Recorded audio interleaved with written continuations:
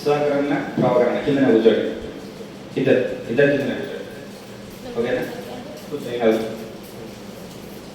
కాదు కూర్చో. వాక్యం అయిపోయింది, వెళ్ళిపోతుంది.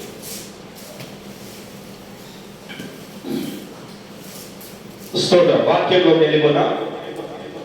ప్రకటన 4వ అధ్యాయం 8వ వచనం నేను చదువుతాను. అందరూ వాక్యం చదివేటప్పుడు అందరం ఒకసారి లేచి నిల్చున్నాం. ఇది ఒక్క వాటి చదివిన తర్వాత ప్రార్థన చేసిన కూర్చున్నాం. అందరు నిలబడండి. ప్రకటన 4వ అధ్యాయం 8వ వచనం.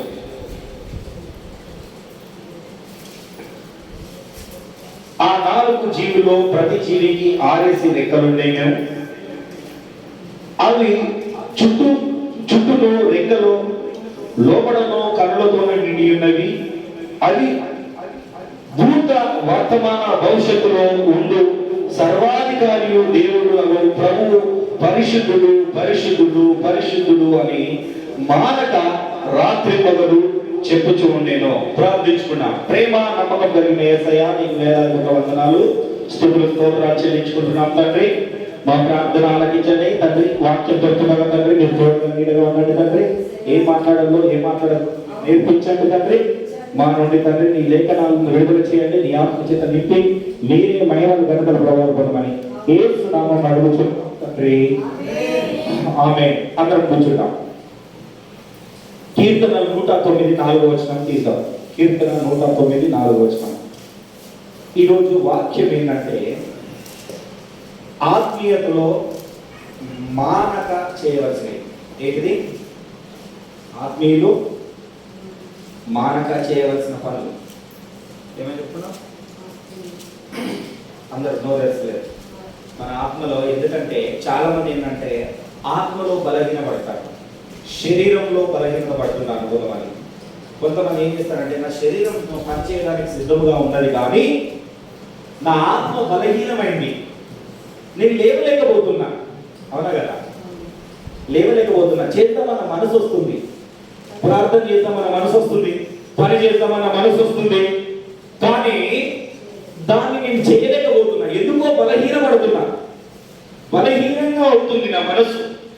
ఎందుకో ఏమో తెలియదు. అవునా కదా?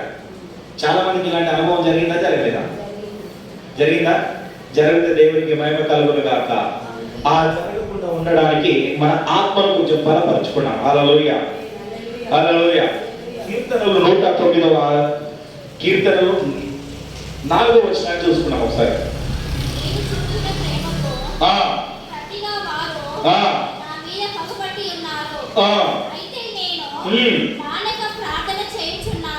అయితే నేను మానక ప్రార్థన చేయుచున్నాను.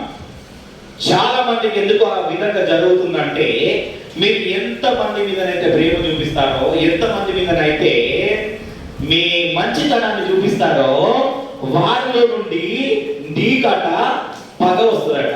ఏమొస్తుంది? అర్థమైందా? నీవు ఎవరినైతే ప్రేమిస్తావో, ఎవరినైతే నువ్వు అత్యధికంగా నావాడు నా మంచి వాళ్ళు అని నువ్వు ఎవరినైతే చూసుకుంటావో, కానీ వాళ్ళ లోపటలో నుండి పగ అన్నది వస్తున్నట్టది. ఆ పగ అన్నది అవుతుంది. కానీ అయితే మరి నువ్వేం చేయాలా? ఎంత పగబట్టినా ఎంత చేసినా కానీ నీలో నుండి ప్రార్థన అన్నది బయటికి రావాలి. చాలా మందిలో ప్రార్థన లేకపోవడం వల్లనే ఆత్మీయతలో కింద పడిపోతున్నాడు. హల్లెలూయా. మోకాళ్ళ ప్రార్థన ఉండాలి. ఒక దైవ సేవకుడు మంచిగా చాలా గొప్పగా ఎదిగిన తర్వాత ఆ దైవ సేవకుని ఇంటర్వ్యూ చేస్తే మిమ్మల్ని 3 క్వశ్చన్స్ అడుగుతానట. ఏంటి క్వశ్చన్స్? 3 క్వశ్చన్స్. మొదటి క్వశ్చన్, మీరు ఇంతగా ఎందుకు డెవలప్ అయ్యారు అంటే ఏమన్నాడు? ప్రార్థన అన్నాడు. ఏమన్నాడు? రెండవ క్వశ్చన్ వేసిందట, అసలు ఇంతగా మీరు ఫేమస్ అవ్వడానికి గల కారణం ఏంటి? మీరు ఇంత ఫేమస్ అయ్యే కారణం ఏంటంటే నా వ్యక్తిగత ప్రార్థన అన్నాడట. ఏమన్నాడు? వ్యక్తిగత ప్రార్థన. మూడోసారి మీరు ఇంత గొప్పగా ఆశీర్వదించబడడానికి గల కారణం ఏంటి? మిమ్మల్ని చూస్తే అనేకులు వస్తున్నారు. అసలు ఏంటి మీ ఇల్లు ఏంటి, నీ పరిస్థితి ఏంటి, అసలు ఇంత బాగా ఆశీర్వదించబడ్డావు, నీ కారణం ఏమిటి అంటే అన్నాడట కదా, ప్రార్థన. హల్లెలూయా. మూడింటికి ఒకటే సమాధానం చెప్పాడు, ప్రార్థన, ప్రార్థన, ప్రార్థన. చాలా మంది ప్రార్థన చేస్తున్నాం అనుకుంటున్నాము కానీ ప్రార్థన సరిగ్గా చేయండి. గుర్తుపెట్టుకోండి, ప్రార్థన చేస్తుండగా మనం ప్రార్థన కూర్చోగానే 4 దిక్కుల తలంపులు వస్తాయి. ఏమొస్తాయి? 4 తలంపులు వస్తాయి. అది గుర్తొస్తుంది. సాయంత్రం కూర్చుంటే మార్నింగ్ చేసింది, మధ్యాహ్నం చేసింది, లేదా కూర మీద వంట మీద గోయం పెట్టింది, అది ఇవన్నీ గుర్తొస్తుందంటే కానీ ఆ గుర్తింపులతోనే ప్రార్థన చేస్తూ ముగిస్తాం. 10 నిమిషాలు ప్రార్థన చేస్తూ ముగిస్తాం, అయిపోతుంది. అర్థమైందా? కానీ మన ప్రార్థన ఏ విధంగా ఉండాలంటే మన మనసులోకి ఎలాంటి ఆలోచన రాకుండా కేవలం దేవునితో మాత్రమే కనెక్ట్ అయి ఉండాలి. హల్లెలూయా. అలా చేసిన 1 నిమిషమైన 2 నిమిషాల ప్రార్థన అయినా ఆశీర్వదించబడతాం. చాలా మందికి ప్రార్థన ఎలా చేయాలో తెలియదు. నెక్స్ట్ సారి మనం ప్రార్థన ఎలా చేయాలో నేర్చుకున్నాం. ఇప్పుడు ఈ రోజు అది కాదు కానీ ఆత్మీయత ఎదగడానికి ప్రార్థన ఎలా చేయాలన్నది నేర్పిస్తాం. ఎందుకంటే మన మనస్సులో నుండి పూర్తిగా వేరే ఆలోచన కూడా ఉండకూడదు.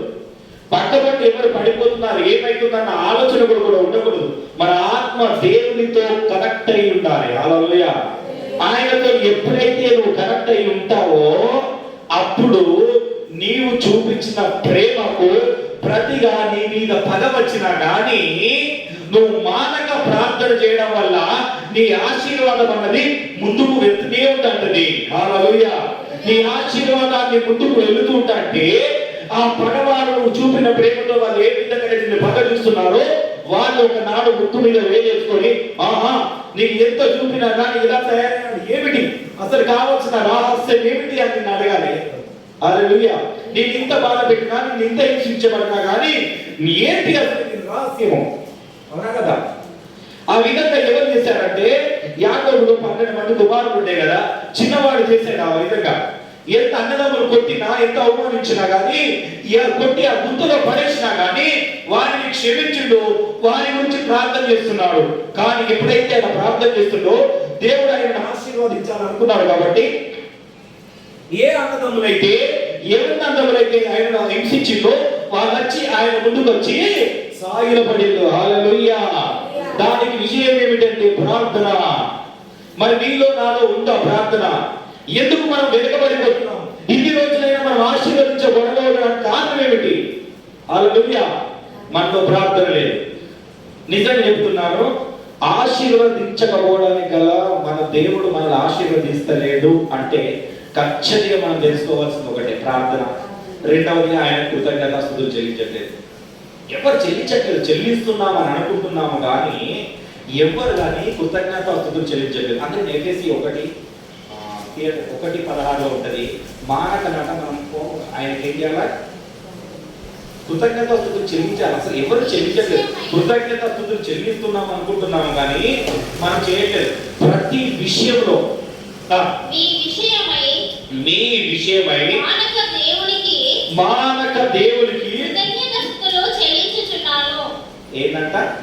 అపోస్తలుడైన పౌలు ఏం చేస్తున్నాడంటే ఎఫెసీ సంఘానికి పత్రిక రాస్తున్నాడు. ఈయన రాస్తూ ఏమంటున్నాడంటే ఈ ఎఫెసీ గురించి నేను ఈ పత్రిక గురించి ఒక రోజు వివరిస్తాను. కొంచెం టైం ఎక్కువ పడుతుంది. ఆ రోజు మీరు త్వరగా వస్తే ముగిస్తాను. ఆయన ఏం రాస్తున్నాడు అంటే రాస్తున్నాడు సంఘాన్ని గురించి అట ప్రార్థన చేస్తున్నాడు. సంఘాన్ని గురించి ఏం చేస్తున్నాడు? ఆయన ఎల్లకాలం ప్రార్థన చేస్తున్నాడు. ఎందుకంటే ఆయన ఎక్కడ ఉన్నాడంటే ఎఫెసీ పత్రిక రాసినప్పుడు ఆయన జైల్లో ఉన్నాడు, ఖైదీగా. ఏమన్నాడు? ఖైదీగా ఉండి కూడా ఆయన ఏం చేస్తున్నారు అంటాడు? ఏమన్నాడ? మీ విషయమై మానక దేవునికి కృతజ్ఞతాస్తుతులు చెల్లిస్తున్నాను. ఎందుకు చెల్లించలేదు? ఆయన చెల్లించవలసిన అవసరం ఏమున్నది? అర్థమైందా? క్వశ్చన్ ఇస్తుంది. చెల్లించవలసిన అవసరం ఏమున్నది? నిజం చెప్తున్నా, ఎప్పుడైతే నేను మానక మీ గురించి ప్రార్థన చేస్తున్నానో చాలా బలహీనపడుతున్నా. అయినా కానీ ఆ బలహీనతలో బలాన్ని దేవుడు ఇస్తున్నాడు. చాలా బలంగా ముందుకెళ్తున్నాను. నేను ఎప్పుడైతే వెళ్తున్నానో నిజంగా మీకు తెలుసో తెలియదు కానీ దేవుని ఆశీర్వాదాలు నాలో మొదలైనాయి. హల్లెలూయా. నేను ఎప్పుడైతే ఏమి అందు ఏ విధంగానైతే ఆయన ఉన్నా లేకుండా ఎట్లయితే స్తుతిస్తున్నానో అప్పటి నుండి దేవుడు నన్ను ఆశీర్వదించడం మొదలుపెట్టాడు. ప్రతి విషయంలో నేను కృతజ్ఞతాస్తుతులు చెల్లించాను. నేను మునిగిపోయినా కృతజ్ఞతాస్తుతులు చెల్లించిన, నేను పడుకున్నా కృతజ్ఞతాస్తుతులు చెల్లించిన, నేను లేచినా కృతజ్ఞతాస్తుతులు చెల్లించిన. మరి మీరు ఎందుకు స్తుతించట్లేదు? అందరూ ఆయనను స్తుతించాలి. ఏది జరిగినా మన మంచి గురించే. గుర్తుపెట్టుకోండి, ఏం జరిగినా మనము ఎంతలో ఉండగా చక్కగా వెళ్ళిపోతూనే ఉండాలి, కానీ వెనక తట్టు మాత్రం చూడకూడదు. వెనక తట్టు చూస్తే ఏంటంటే మనము ఉండలేము. ఓకే, ఒకవేళ ఒక్కరము మనము ప్రార్థనలు ఎదగలేకపోతున్నాము, ఆయనకు ఒక్కరము నేను స్తుతించలేకపోతున్నాం అంటే ఏం చేయాలంటే సమాజంగా కూడుకోవాలి. ఇదే ఇప్పుడు మనం ఎలా కూడుకున్నాం ఆదివారం. ఈ ఆదివారం ఒక్క రోజే కాదు, మిగిలిన రోజు కూడా సమాజంగా కూడుకోవాలి. ఎందుకంటే నేను ముందే చూసిన దేవుడు భూత వర్తమానం కాలం తెలియజేయని వాడు కనుక మీకు జరిగే శోధనలు నేను ముందే చూసిన కాబట్టి అందరూ సమాజంగా కూడుకొని శుక్రవారం మన శనివారం వచ్చి ప్రార్థన చేయండి అన్న. ఒక్కరు కూడా ప్రార్థన చేయలేదు. ప్రతి ఒక్కరికి తాళం చేయించిన, 3-4 తాళం చేయించిన. చేస్తున్నారా? మీరు ఎదగాలి. మీరు సమాజంలో కూడుకుంటేనే మీరు ఎదుగుతారు. సమాజంగా మనం కూడుకోకపోతే ఎదగలేం. మనం కలిసికట్టుగా ఉండకపోతే ఎదగలేం. మనం అర్థమైనా? కొంతమంది అంటున్నారు మనకు సపోర్టింగ్ ఎవరైనా లేకపోతే మాత్రం మనం ఎదగలేమట. విన్నారు కదా? సపోర్టింగ్ అన్నది ఉండాలి కంపల్సరీ, ఐక్యత అన్నది ఉండాలి కంపల్సరీ, ప్రార్థనలో కూడా సపోర్ట్ ఉండాలి. భార్య ఒక్కదే ప్రార్థన చేసిందనుకో, భర్త ప్రార్థన లేదనుకో ఎదగలేదు. భార్య భర్తల ప్రార్థన ఉన్నది, ఎదగలుగుతారు. హల్లెలూయా. అర్థమవుతుందని చెప్పి సంఘ ప్రార్థన ఉండాలి, సంఘములో ఉండాలి. అందుకే ఇక్కడ ఉంటుంది ఏంటంటే ఏప్రిల్ రాసిన పత్రిక 10:24లో ఉంటుంది. ఏమని ఉంటుంది అంటే సమాజంగా మీరు కూడుకోవాలా, కూడుకోకపోతే వేస్టే. తీయండి ఒకసారి చూడండి త్వరగా. 24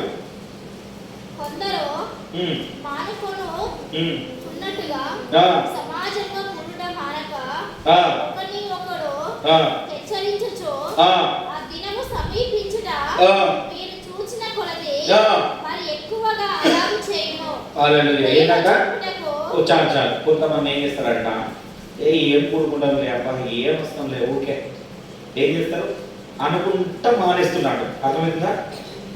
అలా అనుకుంటా మానేస్తారు. కానీ మన మాట ఏం చేయాలంట, దినములను అన్ని దినముల సమాజంగా కూడుకుంటూ ఉన్నప్పుడు కొద్ది కొద్దిగా ఆశీర్వదించబడ్డాయి. మంచిగా చూడాలి. చదువు ఏమంటారు మరోసారి చదువునా. ఆ దినము సమీపించుట మీరు చూసిన కొలది మరి ఎక్కువగా అలాగు చేయుడి.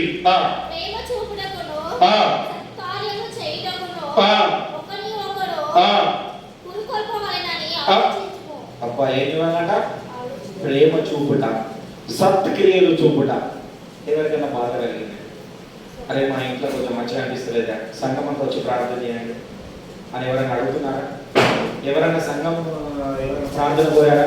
సరే మీ ఇంటికాడ చేసుకోవడానికి లేదు, లేదా సార్ ఆలయంలోకి వచ్చి ఒకసారి నా గురించి ప్రార్థన చేయండి అని అడుగుతున్నారా? అందుకని మన అందరిని ఒక గ్రూప్గా తయారు చేసినాయి.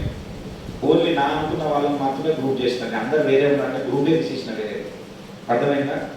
మనం ఆడుతున్న వాళ్ళ గ్రూప్. ఎందుకంటే గ్రూప్లో డిస్కషన్ చేసుకొని సమాజంలో కూడుకొని మనం ఒకరికొకరు ప్రార్థన చేసుకోవాలి. అప్పుడే ఆశీర్వదించబడతాం. దేవుడు ఆశీర్వదించబడుతుందని ఇప్పుడు నేను ఆరాధిస్తున్నా అంటే ఆయన హస్తం ఇక్కడ ఉన్నది మన మీద. కానీ ఈ హస్తాన్ని నుండి ఆశీర్వాదాన్ని మనం పొందుకుంటలేదు, ఆశీర్వాదాన్ని మనం తీసుకోవట్లేదు. ఆయన హస్తం అయితే ఉన్నది మన ఎడగా దీవించడానికి, కానీ దాన్ని రిసీవ్ చేసుకోవడానికి నీలో లేదు, ఆత్మ సిద్ధంగా లేదు. అర్థమైందా? నీ ఆత్మ ప్రేరేపించట్లేదు, నీవు ప్రేరేపణ ఉంటలేవు. అర్థమవుతుందా? గుర్తుపెట్టుకో, ఆయన ఆత్మను ఆశీర్వదించడానికి ఉన్నప్పుడు ప్రేరేపణ లేకుండా ఉండడానికి. అందుకనే కొంతమంది ఇజ్రాయేల్ ఏమన్నారంట, ఏ విషయంలో అన్ని విషయంలో ఏదంట మానకుండా ఉన్నారట. ఏ విషయంలో? అన్ని విషయంలో. ఎగ్జాంపుల్ చెప్తా. మత్తయి 23:23 ఒకసారి చూడండి. మత్తయి 23:23 ఇజ్రాయేల్ మానకుండా ఉన్నారు కానీ చూడాలి ఒకసారి త్వరగా. 23:23 పూనినలోను సోపులోను జీలకర్రలోను 10వ వంతు చెల్లించి ధర్మశాస్త్రంలో ప్రధానమైన విషయములు అనగా న్యాయమును కనికరమును విశ్వాసమును విడిచిపెట్టిరి, వాటిని మానక చేయవలసి ఉండేను. ఏం చేస్తున్నారంట? చూసినావా? నిజంగా మీకు తెలియదు పరిసరాలు ఎలా ఉన్నారట, వాళ్ళు వాడుకునేటప్పుడు పుదీనా తిన్నాక సోంపు వేసుకుంటారు. చూసినా మరి సోంపు అర్థమైనా? రెస్టారెంట్లో పోతే బాగా ఈ సోంపు చూపిస్తారు, అవునా కదా? కొంతమంది ఇంట్లో కూడా తెచ్చుకుంటారు, కొంతమంది తెచ్చుకోరు. కానీ అయితే దాంట్లో కూడా జీలకర్ర అన్నమాట, జీలకర్ర ఉంటుంది కదా, ఇంత చిన్న ఉంటుంది. దాంట్లో కూడా వాళ్ళు 10 వందలు తీసినారు. అంటే వాళ్ళు కూరలు వేసేది కూడా దాన్ని లెక్క పెడుతున్నారు అన్నమాట. దీన్ని బట్టి చూస్తే అర్థమవుతుందా? వాళ్ళు తినే సోపు మనకి చేతితో తీసుకుంటా ఉంటాము, జీలకర్రగా తీసుకుంటాం, కానీ వాళ్ళు ఏం చేస్తున్నారు? లెక్క పెడుతున్నారు. అర్థమవుతుందా? అంటే దేవునికి అంత ఖచ్చితంగా ఉన్నారు, అన్ని విషయాలలో ఉన్నారు, లేరని కాదు. కానీ ఏం చేస్తున్నారంట? మరి వాళ్ళకి ఏం లేదట? న్యాయము, కనికరము, అంతకంటే విశ్వాసము విడిచిపెట్టి. అర్థమవుతుందా? అర్థమైందా? అర్థం కాదు. న్యాయంగా ఎవరు ఉండరు, సమాజం న్యాయంగా ఉండదు. ఎవరైనా దెబ్బ తాకింది బాధపడుతున్నామంటే వారికి తాకింది మంచిగానే ఉండదు, వారికి ఇంకొక రాయి వేయాలి, అవునా కదా? మనకి ఏమైనా న్యాయం చేద్దాం, మనకి దెబ్బ తాకింది వారిని లేపడదాం అని ఉంటుందా? అవన్నీ ఎందుకుంటే వాళ్ళు విశ్వాసం లేదు, విశ్వాసం వెనకబడిపోతుంది, చిన్నపడిపోతుంది. ఇంకెన్ని రోజులు నాకు ఆశీర్వాదం లేదు, ఇంకెన్ని రోజులు నేను ఇదే విధంగానే ఉండాలి. మరి అన్ని విషయంలో నేను ఉన్నాను కదా, ముందున్నాను కదా.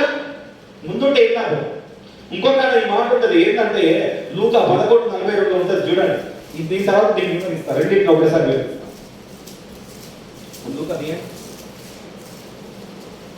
11:42 అయ్యో పరిసయ్యులారా, మీరు పుదీనా సదా పాదములై 11:42 అదే ఓకే సార్. అయ్యో పరిసయ్యులారా, మీరు పుదీనా సదపా మొదలైన ప్రతి కూరలో చెల్లించుచున్నారే గాని న్యాయమును దేవుని ప్రేమను విడిచిపెట్టుచున్నారు. బాబా ఏం చేస్తున్నారట? అన్ని విషయంలో నువ్వు కరెక్ట్గానే ఉన్నావు, నీకు లేదంట లేదు. నువ్వు అన్ని విషయంలో కరెక్ట్గా ఉన్నావు, దశభావ విషయంలో కరెక్ట్గా ఉన్నావు, అన్ని ఉన్నావు, కానీ నీలో ఏం లేదు? దేవుని ప్రేమ లేదు. చాలా మందికి దేవుని ప్రేమలో దూరం అవుతున్నారు, దేవుని ప్రేమకు చాలా మంది వెనకడిపోతున్నారు. అందుకనే మన పూర్వీకులు ఏం చేశారంటే, ఏమని ప్రార్థన చేశారంటే, నా పూర్వీకులు నెహెమియాలో 1:5 ఉంటుంది, ఒకటి చూడండి. నెహెమియా 1:5 చూడండి ఏమని చేసిందో. ఒకసారి మన ప్రార్థన ఒకసారి ఆలోచన మనం ఒకసారి అంగీకరిద్దాం. నెహెమియా 1:5 చూడండి ఒకసారి. ఆకాశమందున్న దేవా యెహోవా, భయంకరుడైన గొప్ప దేవా. ఏంటంటే ఒక్కసారి ఆకాశమందున్న గొప్ప దేవా, భయంకరుడమైన గొప్ప దేవా, నిన్ను ప్రేమించి నీ ఆజ్ఞను అనుసరించి నడుచు వారికి చాలా ఏమంట? ఆకాశమున్న భయంకరమైన గొప్ప దేవా.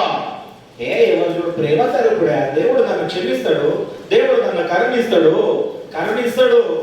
అనట్లేదు. కానీ ఆయన భయంకరమైన రూపాన్ని నువ్వు చూడలేవు. ఆయన భయంకరమైన రూపాన్ని తగ్గించుకొని కుమారుడైన యేసుక్రీస్తుగా ఆయన మహిమను తగ్గించుకొని మన మధ్యలోకి వచ్చిండు, ప్రేమ చూపడానికి, నిన్ను నన్ను రక్షించడానికి వచ్చిండు. అర్థమైందా? నువ్వు సూర్యుడిని చూడలేవు, కానీ ఆ సూర్యుడిని సృష్టించిన దేవుడిని నువ్వు చూడగలవా? ఆయన ఎంత భయంకరమో తెలుసా? ఆ సూర్యుడు కొంచెం మనకు ఎక్కువ ఎండైతే మనందరికీ పడిపోతాం, అవునా కదా? కొంతమంది ఏసీ లేదు ఉండరు, ఈ ఫ్యాన్ లేదు ఉండరు. ఎందుకు? ఎండ ఎక్కువైంది, కొంచెం ఎండ ఎక్కువైంది, టెంపరేచర్ ఎక్కువ పెరిగిపోయింది. మన అలాంటి ఆయన కోపాన్ని వీళ్ళు చూశారు కనుక, పూర్వీకులు చూశారు కనుక ఆయన ఏమన్నా ఆరాధిస్తున్నారంటే, ఆకాశం ఉన్న భయంకరమైన దేవా, నీ కనికరం నాకు అప్పుడు మాటిచ్చావు, నా పితరులైన తండ్రికి అబ్రహాముకు మాటిచ్చావు, ఆశీర్వదిస్తామని ఆయన లాగేస్తున్నారు ఊకే. అర్థమవుతుందా? ఆయన ఉగ్రతను మన మీదికి రాకుండా ఉండడానికి ఆయన ఏం చేస్తున్నారంటే, వీళ్ళు ఏం చేస్తున్నారు? లాక్ చేస్తున్నారు, అవునా కదా? లాక్ చేస్తున్నట్టేనా కదా? ఎందుకంటే ఆయన ఉగ్రత మన మీదకి వస్తుంది కనుక నువ్వు ఉన్నావు కనుక నీ ఆశీర్వాదాలు మా మీదికి రాని, ఆ ఉగ్రతను మా మీదికి రానియకు. నీ కనుదృష్టిని మా మీద ఆశీర్వాదంగానే ఉండాలి కానీ మాకు కీడుగా ఉండకూడదు. అర్థమైందా? దేవుడు అంటే నాట్ యువర్ జోక్. చాలా మంది అనుకున్నారు దేవుడు అంటే జోక్ కాదు. అందుకని గుర్తు పెట్టుకోండి, మన విశ్వాసం కంటే ఇతరుల విశ్వాసం చాలా గొప్పది. అవునా కదా? ఎందుకు చెప్తారు చెప్పండి? వారికి ఒక భయం ఉంటుంది, వారికి ఒక భక్తి ఉంటుంది. ఈ సమయానికి చేయకపోతే ఏమవుతుందో, సరిగ్గా ఎగ్జాక్ట్లీ ఉదయం 4 గంటలకు నేను చేసి పూజ చేయకపోతే నాలో ఏం కలుగుతుందో, నాకు ఏం కీడు కలుగుతుందో, నాకు ఈ రోజు కీడు కలిగిందంటే నేను 4 గంటలకు సరిగ్గా పూజ చేయలేదు, అందుకే నాకు ఈ విధంగా జరిగింది అన్న భయం వాళ్ళలో ఉంటుంది. ఆ భయం వాళ్ళలో ఉంటుంది కనుక ఆ భయానికి వాళ్ళు భయపడుతున్నారు, దేవుడి దగ్గర భయపడుతున్నారు. కానీ మనమైతే దేవుడికి భయపడతలేము. సజీవుడైన దేవునికి మనం భయపడతలేము. భయపడుతున్నామా? అందుకనే భయపడాలి. నువ్వు ఎన్ని చేసినా ఏం లాభం, నువ్వు ఎంత ఇచ్చినా ఏం లాభం. అందుకని ఇక్కడ ఏమంటున్నాడు? లూకా 11:42 ఏమన్నాడు? న్యాయమును దేవుని ప్రేమను విడిచిపెట్టుచున్నారు, వాటిని మానక వీటిని చేయవలసి ఉన్నది. 42:11. అయ్యో, న్యాయంలో దేవుని ప్రేమను విడిచిపెట్టి ఉన్నారు, వాటిని మానక వీటిని చేయవలసి ఉన్నది. అయ్యో పరిచయదారా, సమాజ మందిరములో అగ్రపీఠములలో సంతనీయుల వందనములు కోరుచున్నారు.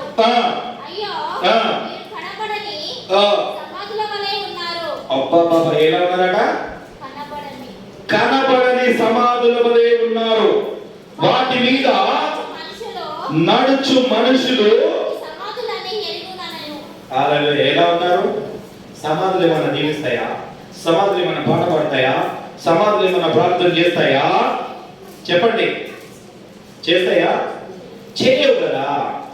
మరి నువ్వు ఏం చేయాలి? మరి నువ్వు బ్రతుకున్నావు కదా, ఏం చేయాలా? ఇక ఆయన భయపడాలా?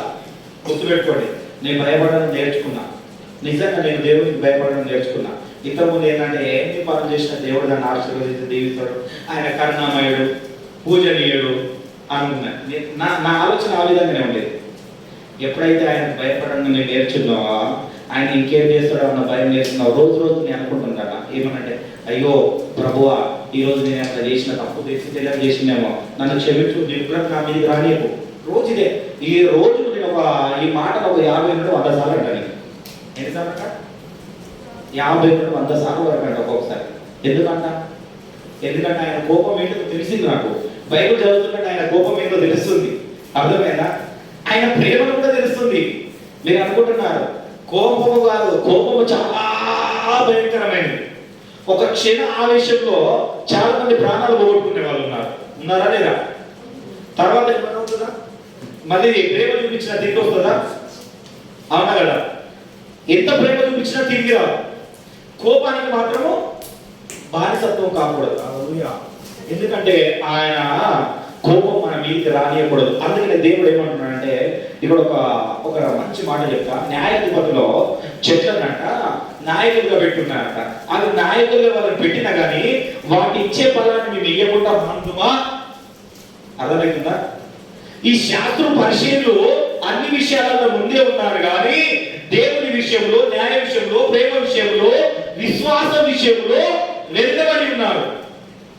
ఈయనంలో ముందున్నారు కానీ విశ్వాసం చూపుట్లో వెనుకబడి ఉన్నారు. అర్థమైనా? కొంతమంది కొన్ని అన్ని విధాలుగా పనులు చేస్తున్నారు కానీ ఏ లాభం? దేవుని ప్రేమించకపోతే ప్రేమిస్తున్నావు అనుకుంటున్నావు, ఆ ఈయనమే ప్రేమ అనుకుంటున్నావు. అందుకని దాని గురించి మంచిగా చెప్తుంది. ఇక్కడ ఉంటుంది న్యాయబద్ధము 9 నుండి చూడండి. ఒకసారి మంచిగా ఉంటాయి చెట్ల గురించి ఉంటుంది చూడండి. న్యాయబద్ధం 9వ అధ్యాయము 9వ వచనం తీసారా?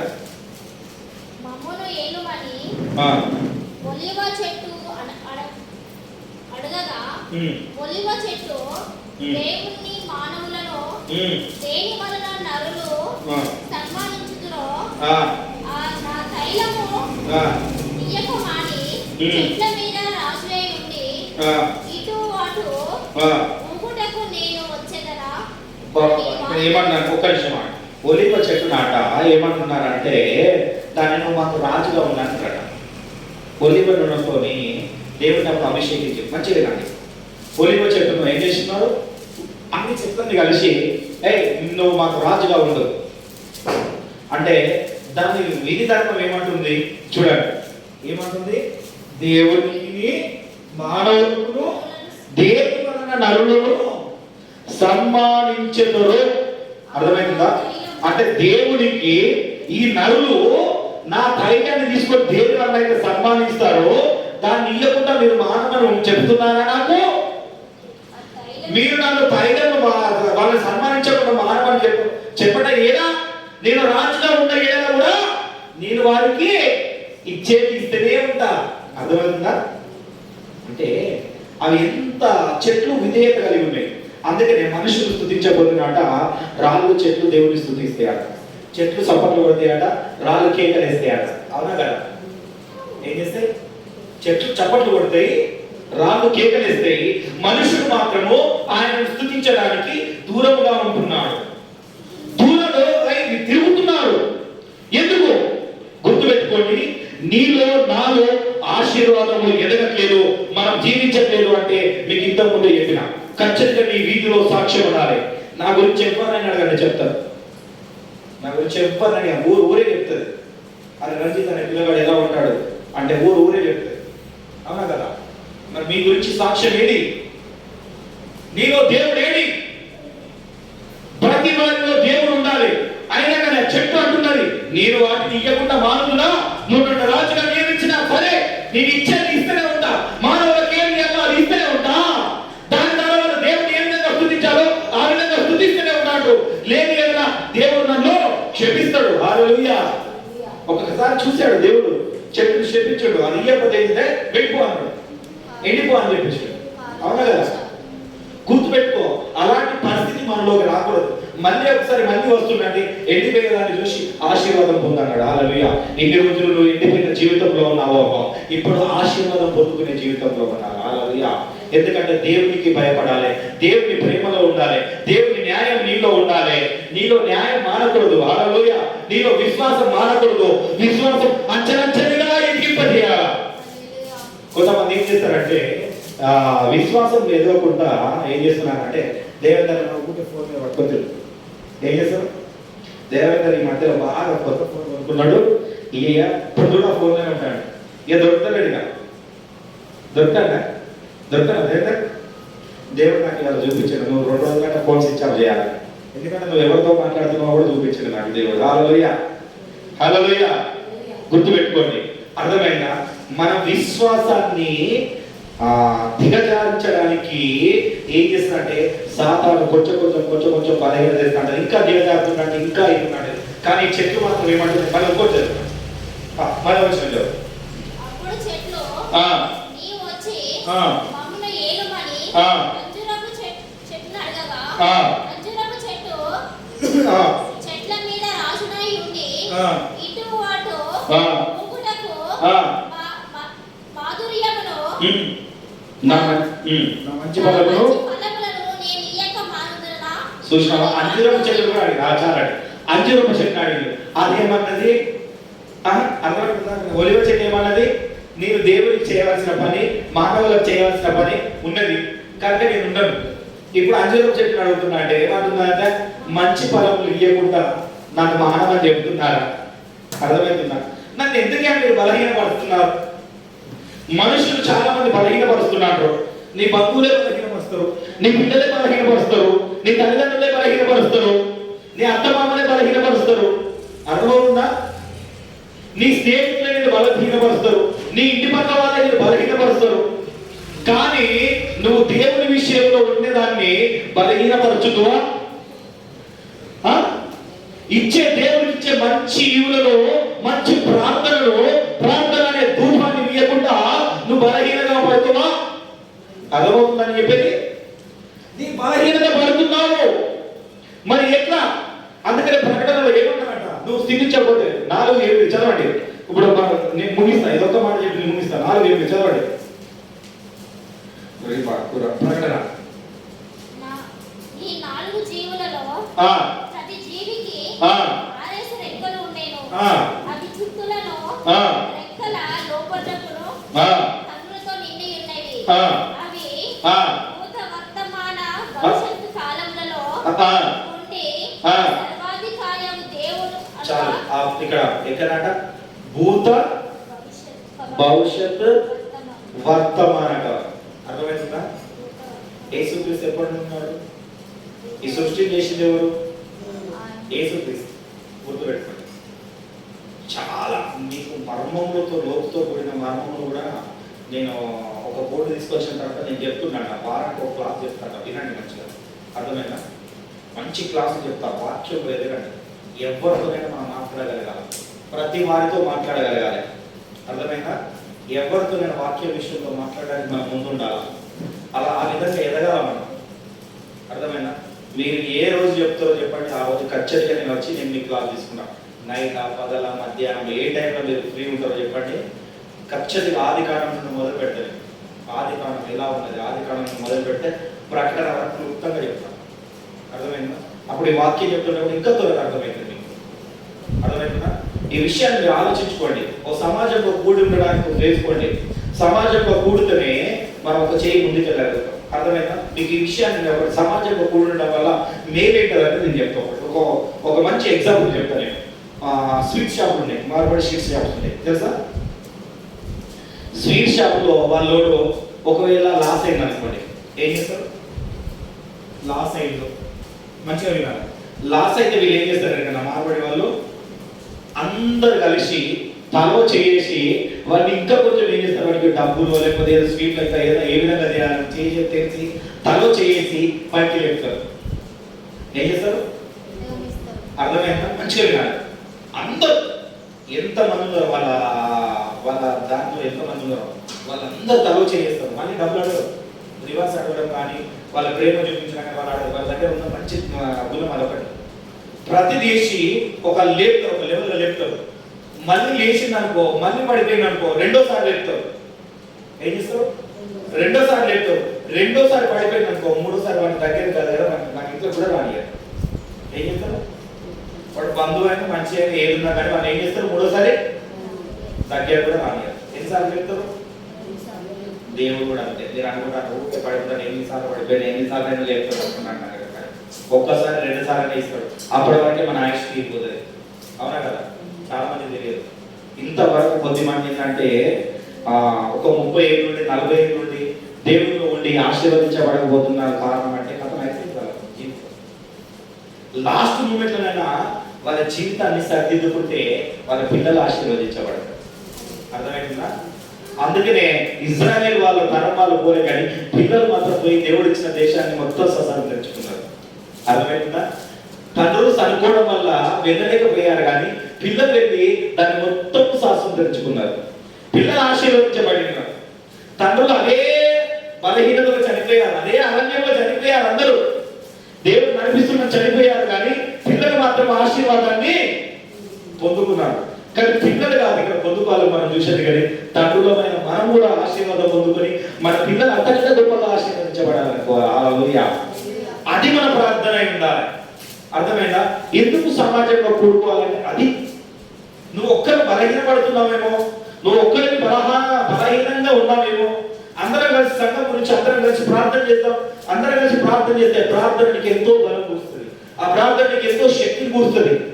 అందుకే సమాజంలో కూడుకుంటేనే దేవుని ప్రేమ విశ్వాసం అన్నది అధికమవుతుంది.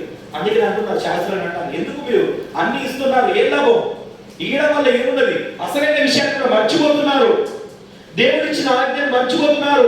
సమాజంలో కూడుకోండి, విశ్వాసంలో ఎదగండి. ఎందుకు ఎదగట్లేదు మీరు?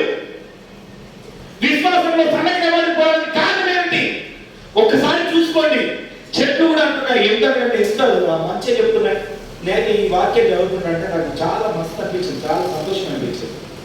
అయ్యో మంచిగా ఉంచుతా కదా బాబు, నేను ఇంకా మంచిగా ఒక పొజిషన్లో పెడతా అంటే అవి ఏమంటున్నాయి? నేను మంచి పదాన్ని ఇవ్వడానికి ఎందుకు మానాలని చెప్తున్నావు? నాకు గర్వం వస్తుందేమో, నాకు అహంకారం నాలో ఉంటుందేమో, నేను మనుషులకు దేవుడికి చేసే సహాయం చేయలేకపోతానేమో. అర్థమవుతుందా? ఎంతగా తగ్గించుకుంటున్నాయి దేవుడి విషయంలో కూడా, ఎంతగా తగ్గించుకుంటున్నాయి, ఎంతగా ఉంటున్నాయి చూడండి.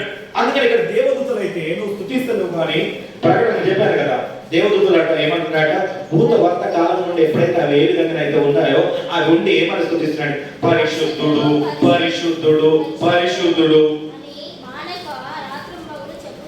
ఏం చేస్తున్నాయట? రాత్రి పగలు చెబుతున్నాయి. మనం 3 గంటలు చెప్పడానికి మనం ఆశపడుతున్నాం. హల్లెలూయా. ఏం చేస్తున్నాయట అవి? రాత్రి పగలు స్తుతిస్తున్నాయి. మరి నువ్వు ఏ విధంగా స్తుతిస్తున్నావు? ఇప్పటి నుండి ఏ విధంగా స్తుతించాలనుకుంటున్నావు? నిల్చున్నా స్తుతించాలి, పడుకున్నా స్తుతించాలా, నువ్వు నడుస్తున్నా స్తుతించాలా. హల్లెలూయా. నీ పని మానకూడదు. నీ పనిలో ఆయనలో నుండి స్తుతియాగం రావాలి, నీలో నుండి స్తుతి గానాలు రావాలి. హల్లెలూయా. నీ బండి కూడా ఎదుర్కొన్న పాట పాడుకుంటారు. హల్లెలూయా. బైక్ మీద వెళ్ళినా పాట పాడుకుంటా, నేను ఎటైనా పాట పాడుకుంటా, ఆయన స్తుతించుకుంటా పోతాను. పక్క ఉంటే ఎవరు పిలిచేది కూడా పట్టించుకోదు. ఏదో ఏదైనా ఇంపార్టెంట్ అయితే చూస్తా, చూడడానికి కాదు, పక్కన ఏం జరిగినా చూసుకుంటా పోతుంటాట, కానీ ఎప్పుడు స్తుతించుకుంటూ పోతూనే ఉంటా. నాలో ఎప్పుడైతే స్థుతి ఆగిందో, ఒక వారం రోజుల ముందే నాకు స్థుతి ఆగింది. మంచిగా ఒక వారం రోజుల నుండి నేను స్థుతి ధ్యానంతో మారిపోయి ఏం చేసినా, నేను పని మీద బాగా నీలమైపోయినా, ఏమన్నా వర్క్ మీద మంచి నీలమైపోయినా. నేను ఎప్పుడు స్థుతించుకుంటూ పోయేది. నేను నార్మల్ క్యాజువల్గా పోతూనే ఉన్నా. నా మీద మొత్తం చీకటి వచ్చేసింది. ఏ విధంగా వచ్చిందో తెలియదు, యాక్సిడెంట్ అయిపోయింది. అంటే నాకు వారం రోజుల ముందే దేవుడు ఇండికేషన్ వచ్చింది, కానీ గ్రహించలేకపోయినా. మరుగు చేయబడింది. అర్థమైనా? నీలో కూడా అలాంటి మరుగు చేసిన పరిస్థితి ఏమైనా వస్తున్నదేమో గుర్తుపెట్టుకో, ఒక్కసారి ఆలోచించుకో. ఎందుకంటే ఆయన ఉగ్రతకు మనము బానిసని కాకూడదు. ఆయన మహాభయంకరుడు. అందుకని పూర్వీకులు అందరూ అంటున్నారు, ఆకాశం ఉన్న మహాభయంకరుడా, ఒక్కసారి కనికరించు, ఒకసారి కరుణించు. అర్థమైనా? మనం కూడా అందరం లేచి నిల్చొని ప్రార్థించుకున్నాం. ఇప్పుడు ఏ విధంగా ఉంటాము? విశ్వాసంలో, న్యాయంలో, సమాజంలో కూడడంలో అందరం కలిసి ఉన్నామని ఆయన ఒక్కసారి తీర్మానం చేసుకున్నాం. అందరం లేచి నిల్చొని